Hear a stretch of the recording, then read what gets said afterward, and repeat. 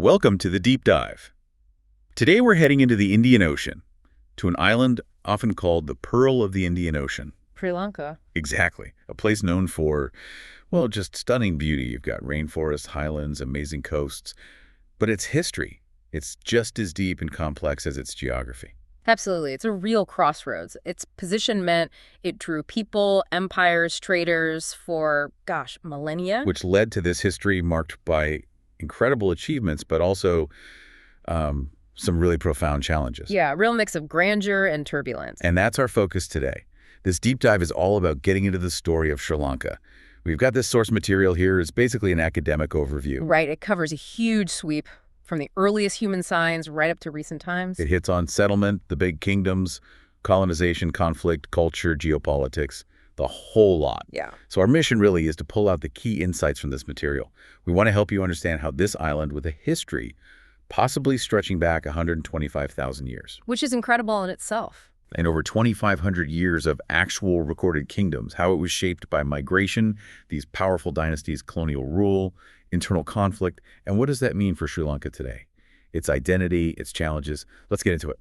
Okay, so the very beginning, the source material points to evidence of modern Homo sapiens potentially being there around 125,000 years ago. Well, 125,000, that's really... It is. Sites like Beliland Dilemma, Rajagiri, they suggest sophisticated tools, maybe even fire use way back then. It puts Sri Lanka's human story incredibly deep. Okay, so building on that ancient presence, who were the earliest known groups the source mentions? Well, it talks about Balangota Man. These were Mesolithic hunter-gatherers living there from maybe 30,000 years ago, right up until maybe 1,250 years ago. A huge time span. Yeah. And then later, around the 10th century BC, you see Neolithic food-producing populations. Later texts call them the Vedas or Yakas. And then migration becomes key, right? The source and talk about different ways coming in. Exactly. One mention is of Pishika-speaking Austronesians, possibly from Indonesia. Maybe among the earliest groups, their descendants forming the modern Malay community. Interesting. But then there's what the source calls a more significant migration, Sinhalese-speaking Proto-Aryans, maybe from northwest India. This group is really linked to the rise of the big kingdoms later on. And Tamil speakers, too, from South India. Yes, settling in the north and east, later linked to the Chola dynasty and kingdoms like Jaffna. The source actually gives a couple of dates for their main arrival in the northeast around 300 BC, but also mentions the 6th century BC. Similar timing, potentially, to the Sinhalese arrivals. It's already complex. It is. And the island itself had loads of names. Lanka Dwipa, Lanka, Tamraparni, Ceylon, Sihala, Taprobane, which apparently meant the Great Island. And the name Sinhalese Comes from Sihala, meaning people of the country of the illustrious lion, according to this material. Even before the famous kingdoms, the source suggests there was already a level of civilization. Definitely. Archaeology shows sophisticated stone tools, pottery, artifacts, even prehistoric cemeteries like Mulkirigala. Inscriptions hint at advancements in farming and, crucially, early irrigation. Irrigation comes up early. It does. And this sort of sets the stage for a key moment in the chronicles Prince Vijaya's arrival, around the 6th century BC. The shipwreck story. Yeah, shipwrecked at Thambapani with 700 followers, named the island Tambapani. This period involves interactions, sometimes conflicts, with local groups like the Yakshas and Nagas. It all leads towards the emergence of the first major kingdom. Anuradhapura. Exactly. The Anuradhapura kingdom, its importance is massive. It was the first capital, the center of everything administration, religion, culture for over 1,300 years. Wow, 1,300 years. Started around 437 BC with King Kanukapaya. The sources say he did extensive city planning, fortifications, palaces, parks, even aquatic resorts. And the sacred boat tree, that's from this period. Yes, planted in 288 BC. A sapling from the original Bodhi tree in India. The source calls it the oldest living historical tree, a huge symbol of Buddhism's arrival and importance. But you mentioned irrigation earlier. That seems central to Anuradhapura. Absolutely central. The source calls their systems these huge reservoirs, tanks, dams, canals, a modern marvel for managing water, essential for growing rice. Incredible engineering. It really was. And it wasn't just functional. The source mentions they even have forest conservation rules to protect wildlife, like fish and otters, seen as auspicious. They also built massive structures, right? Stupas. Huge ones. Ruvanwala, Jetavana. The source mentions the Somawati Chaitya, the Temple of the Tooth Stupa, is considered the world's largest by volume. Shows our ambition. So, a sophisticated, powerful kingdom. What led to its decline? The sources point to repeated South Indian invasions starting in the first millennium. That pressure eventually led the royal family to move the capital to Polonnaruwa. But the people stayed. Largely, yes. The Sinhalese population remained, keeping their Buddhist culture alive in the region. That's an important point the source makes. Okay, so that transition leads us to the Polonnaruwa kingdom. The medieval period. Right, and this era saw continued advancements: culture, language, arts, architecture. It wasn't a dark age. But it wasn't stable either. The source mentions conflict. Yeah, definitely marked by internal struggles.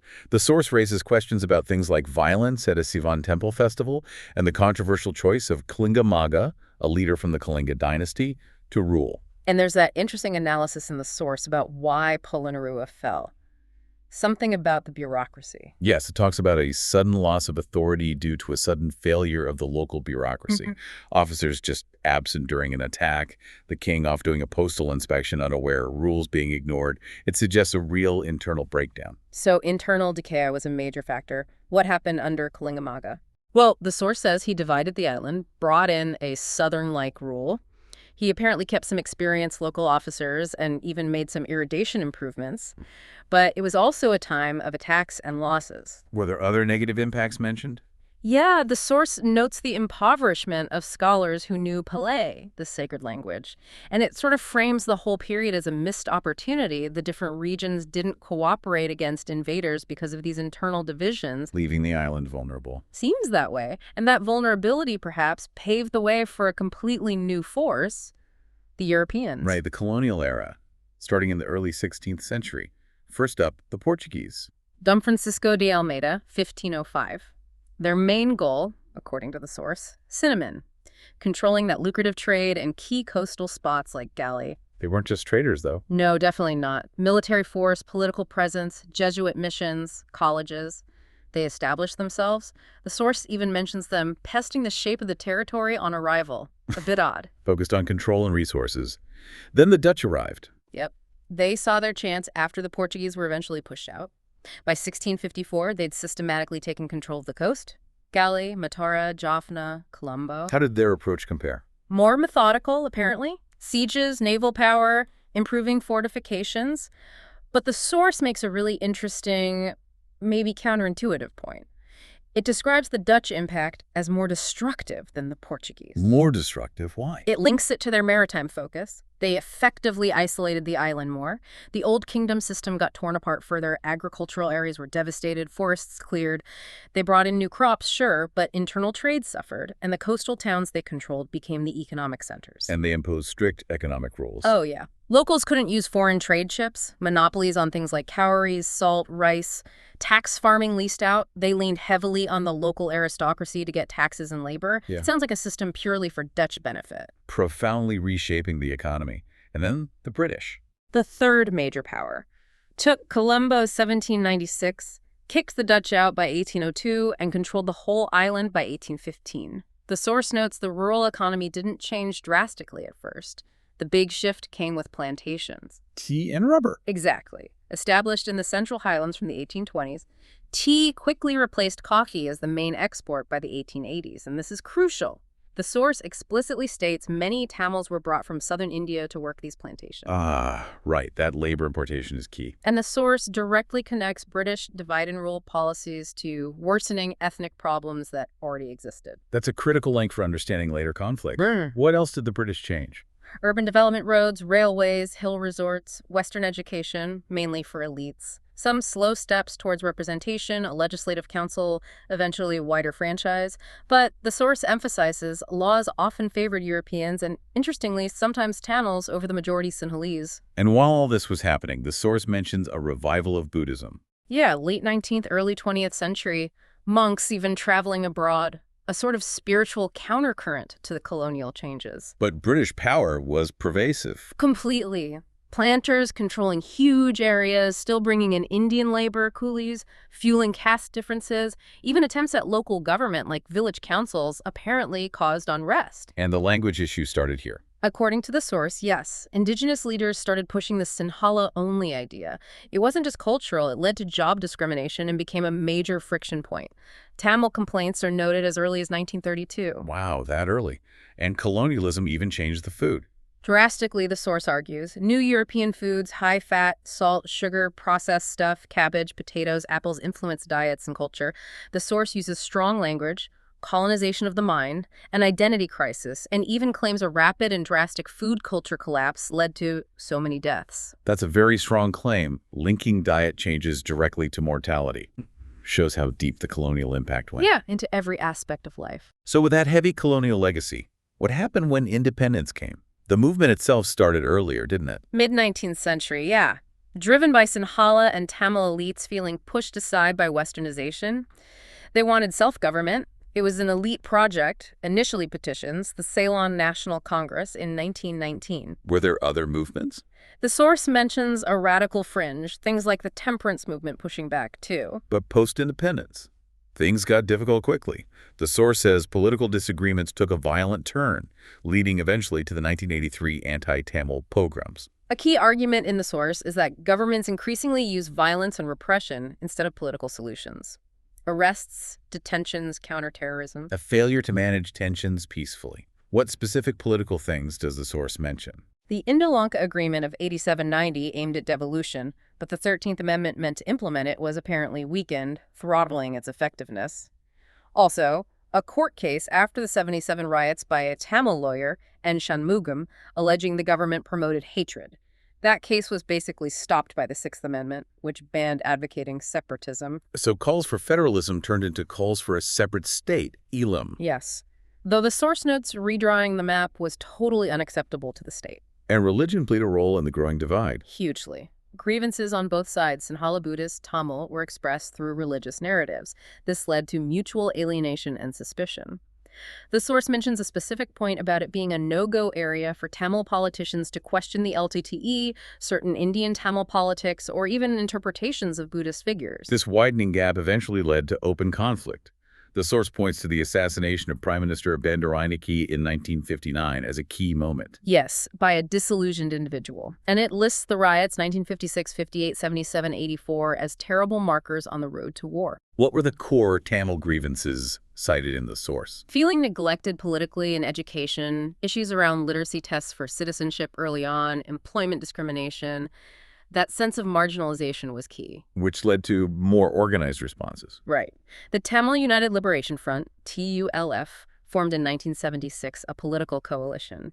But after the horrific violence of July 1983, the Tamil Tigers, the LTTE, emerged, pushing for an independent state through armed struggle.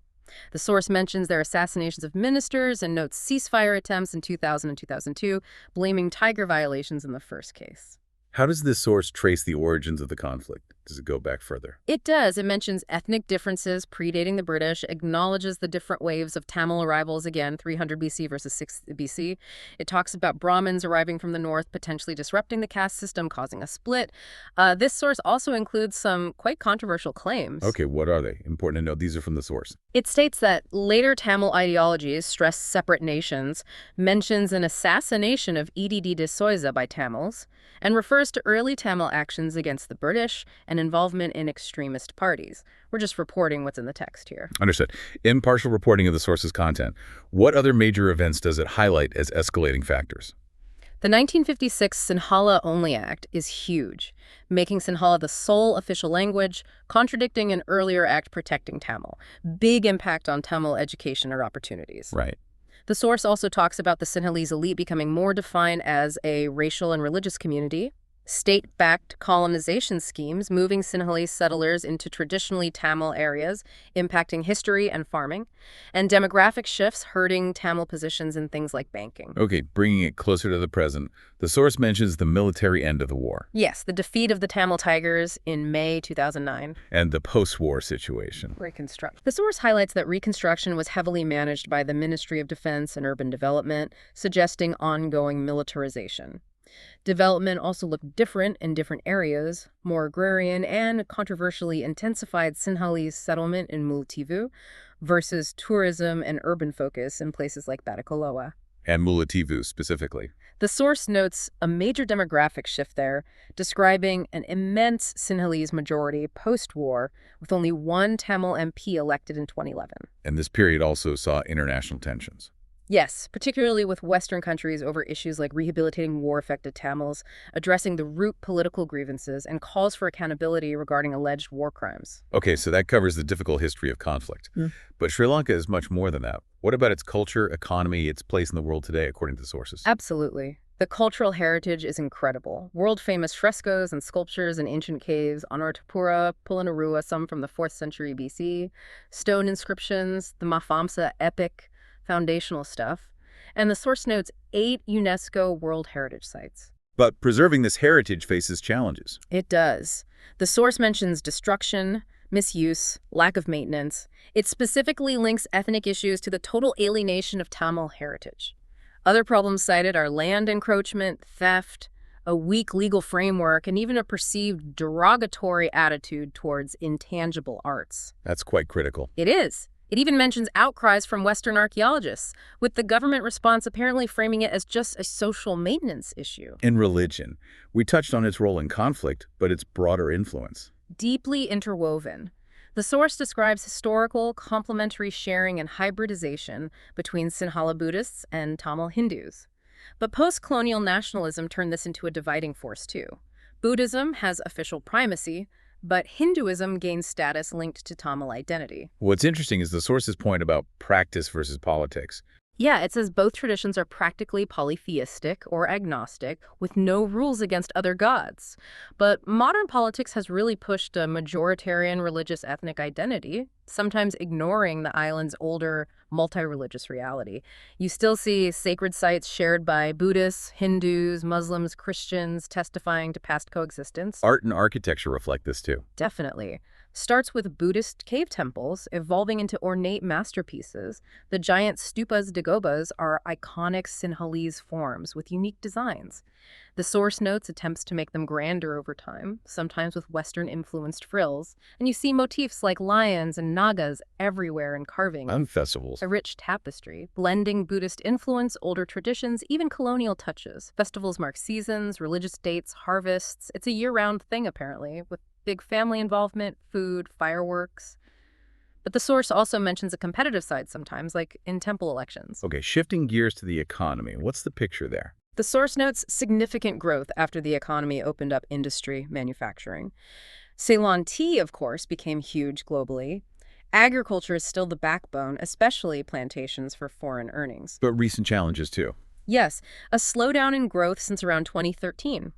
The source points to things like heavy borrowing for infrastructure, losses in state companies, social spending pressures, and revenue problems impacting stability. It mentions the need for safety nets and skills training. And finally, geopolitics.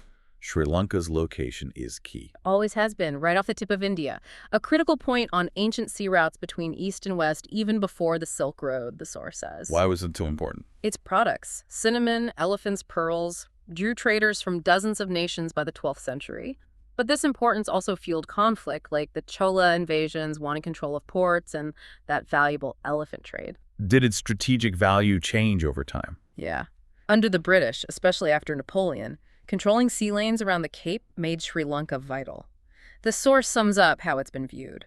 Ancient paradise, commercial hub, strategic island for empires. And its foreign relations history reflects that constant interaction. Kings cooperating or resisting, joining alliances, then unified under British rule from 1815. Independence in 1948 meant figuring out its own place within those colonial borders. So when you pull it all together, this incredibly deep history, migration, kingdoms, colonization, conflict, culture, location, it creates this really complex legacy Sri Lanka deals with today. Absolutely. The source's conclusion really emphasizes that complexity. Long, turbulent history.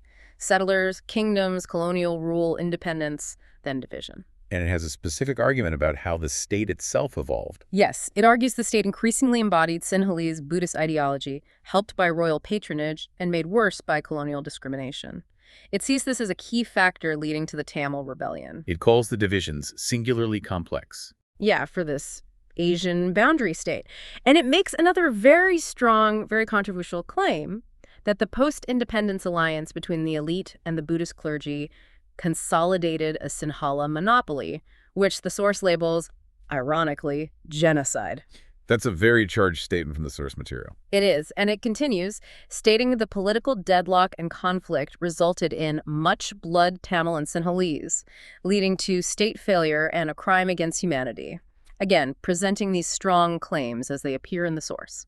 Does the source offer any counterpoints or nuances? It does mention archaeological ruins showing Tamils lived alongside Sinhalese before colonialism, even if there was communal distrust. And it ends on a more philosophical note. Kind of. It argues against seeing history as predetermined, warns against blaming only the Sinhalese community, suggests other paths were possible, and that changing politics doesn't mean overthrowing societies. It also includes another highly controversial claim about culpability of the Sinhalese community manifest from Burma to Cambodia, clearly specific to this source's perspective.